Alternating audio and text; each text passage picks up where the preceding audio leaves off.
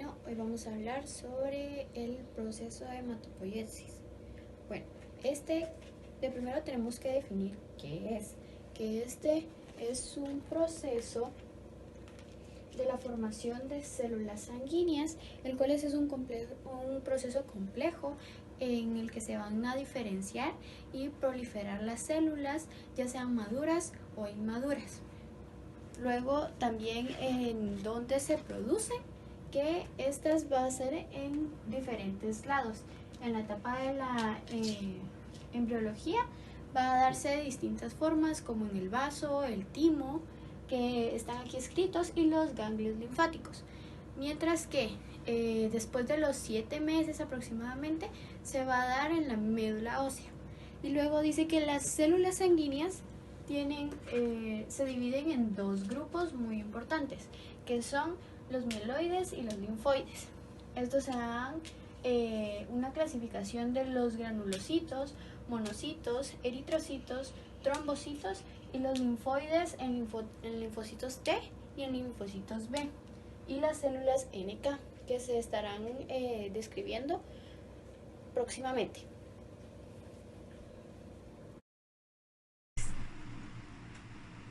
La eritropoiesis es un proceso continuo de formación de eritrocitos maduros, que también pueden ser llamados hematíes o glóbulos rojos. El proceso dura entre 6 y 9 días desde el proeritroblasto hasta la maduración del hematíe. Entre estos 6 y 9 días, 3 a 4 transcurren desde el momento en que el eritroblasto ortocromático expulsa el núcleo, que sería en esta parte más o menos, y madura hasta ser un reticulocito. Ese reticulocito permanece entre 2 y 4 días en la médula ósea para finalmente convertirse en un hematíe luego de 24 horas. Los eritrocitos se desarrollan a partir de células progenitoras mieloides comunes que están bajo la influencia de eritropoyetina, interleucina 3 e interleucina 4, que se diferencian en células progenitoras de megacariocitos o eritrocitos. Para la diferenciación terminal de estas células progenitoras de megacariocitos o eritrocitos, se necesita el factor de expresión GATA1. Este factor de expresión GATA1 lo que permitirá es que se dé finalmente el origen del proeritroblasto. El proeritroblasto es la primera célula precursora de la eritropoiesis. Es la más grande ya que tiene un tamaño entre 12 a 20 micrómetros de diámetro. Su citoplasma es basófilo, por ello es que se ve de un color morado pálido, y este color morado pálido se debe a la presencia de ribosomas libres. Su núcleo es esférico grande que tiene también entre 1 y 2 nucleolos visibles. Luego del proeritroblasto encontramos el eritroblasto basófilo. Este es mucho más pequeño que el proeritroblasto y se origina de la mitosis de este. El citoplasma tiene una basofilia mucho más intensa debido a que tiene una mayor cantidad de ribosomas libres. Es por ello que se ve de un color morado más intenso. Su núcleo es más pequeño y es cada vez más heterocromático. Luego del eritroblasto basófilo encontramos el eritroblasto policromatofílico. Este tiene un citoplasma tanto acidófilo como basófilo, es decir que se puede ver entre morado y entre un color rosado pálido, como lo vemos acá. Este color en otras ocasiones puede verse entre gris o lila, aunque también sus zonas acidófilas y sus zonas basófilas pueden verse separadas, no necesariamente mezcladas. Su núcleo es más pequeño que el eritroblasto basófilo y posee algunos grumos gruesos de heterocromatina. El eritroblasto policromatofílico se deriva de la mitosis del eritroblasto basófilo. Luego del eritroblasto policromatofílico tenemos el eritroblasto ortocromatofílico, que también es llamado normoblasto. Este tiene un citoplasma muy acidófilo, que quiere decir que es muy rosado. Tiene un núcleo bastante pequeño que está muy condensado, compacto e hipercromático. Este es un poco más grande que el eritrocito como tal ya maduro. Y en esta etapa ya no hay ninguna división mitótica. Luego del normoblasto tenemos el eritrocito policromatofílico. Este ya no posee núcleo, ya que este ha sido expulsado. Su citoplasma es entre acidófilo y eosinófilo, es decir, que se puede ver entre rosado y rojo, ya que ya nos vamos acercando al eritrocito como tal. Con algunas tensiones especiales, los ribosomas residuales que quedan en el citoplasma se pueden agrupar y pueden formar un retículo visible, y es por ello que se llama también reticulocito. En la sangre normal constituyen entre 1 y 2% del contenido total de hematías. Finalmente tenemos el eritrocito, que tiene forma de un disco bicóncavo, tiene un diámetro de 7.8 micrómetros, tiene un espesor de 2.6 en su borde y tiene un espesor central de 0.8 micrómetros. Estos carecen de núcleo y de organulos y funcionan en el torrente sanguíneo, liberando oxígeno a los tejidos y a la misma vez eliminando el dióxido de carbono de estos. En los seres humanos, los eritrocitos tienen un tiempo de vida medio de aproximadamente 120 días. Entonces, a los 4 meses, estos eritrocitos envejecen. ¿Pero qué es lo que hace el cuerpo con estos eritrocitos viejos? Pues simplemente los elimina. Y esto lo hace por medio de un sistema de macrófagos que está en el vaso, la médula ósea y el hígado. El eritrocito está formado por hemoglobina y esta hemoglobina está formada por un grupo hierro. Como había mencionado antes, el eritrocito está formado por hemoglobina. Entonces, esta se divide en dos. Su porción globina forma aminoácidos que luego van a formar proteínas, y su porción hemo se divide en una porción ferrosa y una porción no ferrosa. La porción ferrosa se puede convertir en ferritina o en hemosiderina, que luego pasan a la médula ósea y pueden volver a formar hemoglobina. La parte no férrica del grupo hemo puede convertirse en biliverdina, que luego puede oxidarse a bilirrubina. Pero acá nos encontramos con un problema, ya que para que la bilirrubina pueda pasar por los vasos sanguíneos necesita unirse a algo más. En este caso se une a la albúmina. Cuando ya se une a la albúmina, esta pasa al hígado. Pero acá encontramos otro problema, porque el hígado, para poder tomar este camino o este camino, tiene que unirse a un ácido. En este caso se une al ácido glucurónico. Solo que acá la bilirrubina ya está libre, es decir que ya no está unida a la albúmina. Entonces, cuando ya se une a este ácido glucurónico, ya puede tomar el camino del riñón o el camino del intestino. En este camino se convierte a urobilina y se excreta en la orina. Y en este camino se convierte en bilis, que pasa por el intestino delgado, luego por el intestino grueso, y se convierte en urobilinógeno o éster cobilinógeno. Este urobilinógeno o éster cobilinógeno es la misma molécula, solo que cuando hablamos de éster cobilinógeno nos referimos a que es excretado por las heces, y cuando hablamos de urobilinógeno nos referimos a que es excretado por la orina. Cuando llega a esta parte puede tomar otras alternativas, ya que este estercobilinógeno puede regresar al riñón y ser excretado por la orina, o en este caso puede regresar al hígado para volver a tomar ya sea este camino o este camino. Buenas tardes, yo soy Julio César Alvarado Sarceño y hoy les voy a exponer sobre la granulopoiesis y la monopoiesis.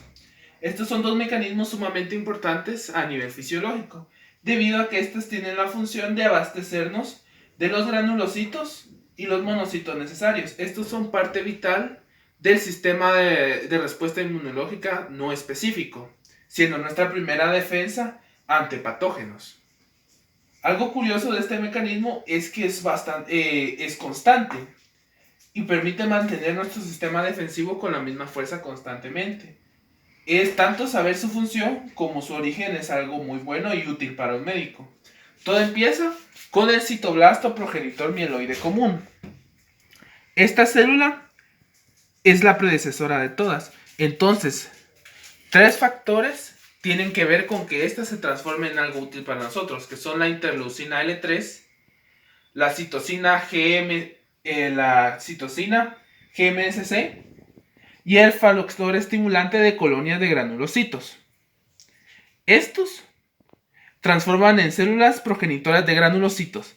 Las células progenitoras de granulocitos son tanto antecesoras de monocitos como de mieloblastos, que son los predecesores, que son el primer paso en la vía de formación de cualquiera de las células de los granulocitos, que son eosinófilos, basófilos y neutrófilos. Entonces, comencemos con la formación de los granulocitos. Entonces, primero tenemos un mieloblasto. El mieloblasto tiene un núcleo polinuclear. Este tiene de 4 a 5 partes, además de ser extremadamente basófilo y con una cantidad muy pequeña de citoplasma. Luego este se convierte en un promielocito. En este se producen los granulos azurófilos. ¿Qué son los granulos azurófilos? Bueno, pues son algo muy importante en el metabolismo de los granulocitos. Algo muy importante es de que estos solo se producen durante esta fase, siendo el indicativo de que nuestro amigo está pasando por esta fase. Luego, cuando llegamos al mielocito, se produce un paso importante. Cuando llegamos con los mielocitos, se producen los granulos específicos. Los granulos específicos son vitales, porque cada granulo específico determina cuál tipo de granulocito tenemos. Luego de eso, se transforma en metamielocito y ya en este momento ya no puede hacer mitosis la célula, solo empieza a madurar, toma una forma arriñonada y luego de eso el núcleo se va alargando y volviéndose más delgado. Entonces se vuelve más ancho y delgado y se forma una célula encallado. Y por último, este se transforma en la célula madura. Hay una diferencia muy importante entre los neutrófilos y los eosinófilos y los basófilos. Y es que los eosinófilos y los basófilos no tienen esta fase. Esta fase está mal. Ellos pasan directamente a ser células maduras desde ser metamielocito. Ahora vamos con la monopoiesis. La monopoiesis es similar, sin embargo tiene que ver un factor adicional, que son los factores PU-1 y EGFF-1, además de la acción del factor G de la citosina GMN-SCFF y la interleucina L3. Esto produce las células progenitoras de monocitos. Estas se dividen eventualmente y forman monocitos, los cuales tienen un tiempo Entonces los monocitos pasa un tiempo aproximadamente de 55 horas para que estos maduren. Y luego de eso, cuando ya están en el torrente sanguíneo, los factores MSCF y GMCSF se encargan de producir que estos lleguen a los tejidos y se conviertan en su fase final como macrófagos. Muchas gracias. La linfopoiesis es una línea de creación de células para nuestro sistema inmune. Crean lo que son los linfocitos T, linfocitos B y los destructores naturales. Esto se inicia con las células progenitoras linfoides comunes. Como primera célula tenemos el linfoblasto. El linfoblasto tiene un núcleo redondeado u ovalado.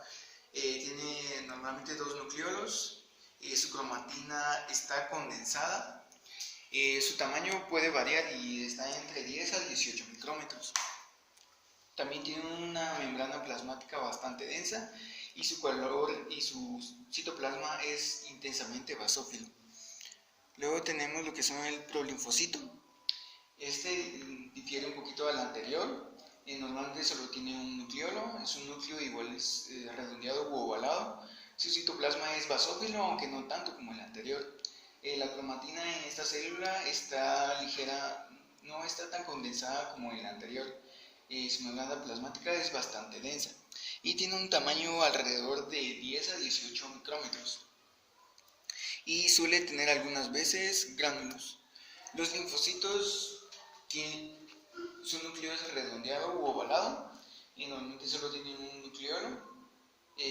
Su citoplasma puede ser azul cielo o vaso fuerte. Los linfocitos constituyen el 30% de los leucocitos en la sangre. Estos normalmente se producen en la médula ósea, aunque se maduran en el vaso o en el timo, cual sea el caso. También son competentes. Mi nombre es Jesús Cárcamo, les voy a platicar un poquito de la linfopoiesis, que es la producción de las células linfoides de la médula ósea, que vendrían a ser los linfocitos T, los linfocitos B y los linfocitos NK o las células natural killer. Los linfocitos T, tanto como las otras dos que mencioné antes, vienen de la médula ósea, aunque su maduración sea en tejidos ajenos a la médula, ¿verdad? Podría ser el timo, el vaso. Entonces, los linfocitos T provienen de la célula progenitora linfoide común. Y esta célula progenitora linfoide común viene de la célula hematopoyética madre. La diferencia entre estas tres va a ser el factor de transcripción que se utilice para diferenciar cada una. Los linfocitos T, para que la célula progenitora linfoide común pueda convertirse en un linfocito T, necesita un factor de transcripción GATA3. Al tener este factor de transcripción va a madurar siguiendo la línea de maduración para el linfocito T y luego va a migrar al timo para su educación. Para el linfocito B va a utilizar un factor de transcripción PAX5 y para la célula natural killer también va a ser un factor de transcripción diferente de los anteriores. Como antes mencionábamos, estas células no vienen de los tejidos donde maduran, por ejemplo, los ganglios linfáticos, el timo, el vaso, sino que ahí es donde se educan. El linfocito T y el linfocito B lo que van a hacer es la producción de anticuerpos y el reconocimiento de los patógenos. La célula natural killer lo que va a hacer pues, es eliminar los patógenos que puedan ingresar al torrente sanguíneo. Gracias. Continuando, vamos a hablar de la trombopoiesis. Esta comienza con células progenitoras mieloides comunes, que al ser estimuladas se convierten en células progenitoras de megacariocitos. Estas siguen desarrollándose hasta convertirse en células progenitoras destinadas a convertirse en megacariocitos. Luego, son estas son las que están destinadas a convertirse en megacariocitos. Esta misma célula se sigue desarrollando y se convierte en un megacardioblasto. Aquí ve. Y los megacardioblastos, aquí están, tienen una longitud de 15 a 25 micrómetros. Tienen un citoplasma basófilo sin gránulos, con pequeñas mitocondrias, un aparato de Golgi desarrollado. Ese debería estar en todo el área del citoplasma. Tiene algunas cisternas en el retículo endoplásmico rugoso y algunos ribosomas libres. Tiene un núcleo oval, sin granulaciones, y tiene múltiples nucleolos. Aquí presenta dos nucleolos. Megacardioblasto luego se convierte en un promegacariocito. El promegacariocito tiene un citoplasma basófilo que contiene gránulos. ¿Por qué? Porque en esta parte es cuando inicia la granulogénesis. Luego, en su núcleo es multilobulado, que contiene cromátida densa y no presenta ningún nucleolo. Como podemos observar en esta imagen, se pueden ver las granulaciones y no tenemos ningún nucleolo aquí en esta imagen. Al final se va a convertir en un megamegacariocito, que lo va a exponer mi compañera. Como ya mencionó mi compañero, el promegacariocito da lugar a la creación del megacariocito granular. Es importante mencionar que la formación de los megacaricitos se da por la estimulación de la trombopoietina sobre la CFO-MEG. Ahora sí, retomando el megacaricito granular. El megacaricito granular es multilobulado, tiene una citoplasma de tonalidad rosada, un tamaño entre las 16 a las 56 micrómetros y presenta una membrana de demarcación distribuida de forma asimétrica. Posteriormente tenemos el megacaricito maduro, que es el que libera las plaquetas. Los megacaricitos extienden su citoplasma entre las células endoteliales, entran en el sinusoide y por fragmentación originan muchas plaquetas, entre 4.000 a 8.000 por cada megacariocito. Las plaquetas, también llamadas trombocitos, son considerados los elementos más pequeños de la sangre, pues su tamaño oscila entre los 2 a 3 micrómetros. Tienen una vida media de 8 a 10 días. Su cantidad varía entre las 150.000 a las 450.000 por milímetro cúbico. Están desprovistas de núcleo, tienen una forma fisiológica sinusoide y el aspecto se les puede modificar fácilmente por maniobras de extensión o de centrifugación, adquiriendo un aspecto redondeado y emitiendo finas prolongaciones. La parte central de la plaqueta recibe el nombre de granulómero y su parte periférica se llama hialómero.